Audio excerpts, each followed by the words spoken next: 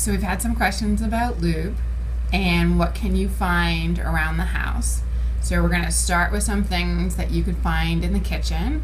And can you let us know what would be good or what we should stay away from and why? Awesome. Okay, so let's start with, we have some coconut oil. So some of these are really good for self-play, and some of them should only be used for that. Some of them could be incorporated into other play as well, with some caveats. So coconut oil is oil-based. So immediately what you need to remember is that it will break down latex condoms. However, a lot of people use it for masturbation purposes. But you have to be careful with toys, too, because there are some toys, and I believe it's like everything but non-silicone could potentially break down with oil as well. Pros and cons that I've heard: oil's really hard to clean up, especially if it gets on the sheets. So that's something to consider. Put down a towel. Yes, or go to the bathroom. Or go to the bathroom.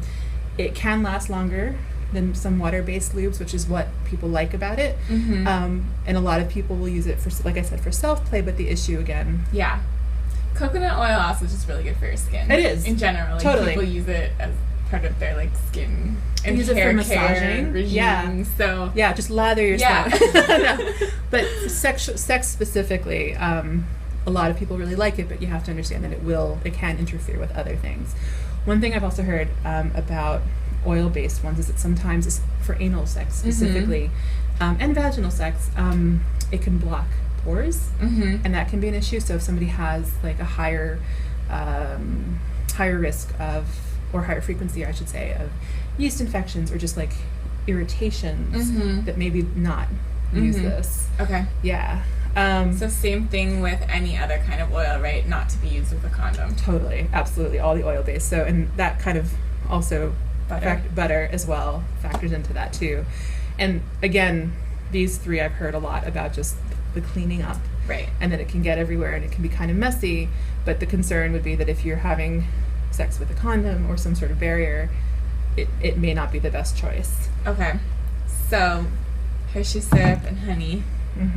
This to me just says yeast infection waiting to happen because of sugar. Right. So those two, I would say, maybe body play as opposed to actually in the anal or vaginal openings, because it's a lot of sugar. Right. And actually, all of these can help harbor not great bacteria if they're in those areas for a long period of time. They just kind of block things in. So I would use these with caution, especially around the vaginal and genital and anal areas.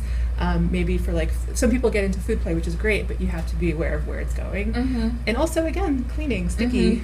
These all kind of get really sticky, and to kind of keep that in mind. So be sure to do a good clean after, and make sure your towels. And then have a really great shower.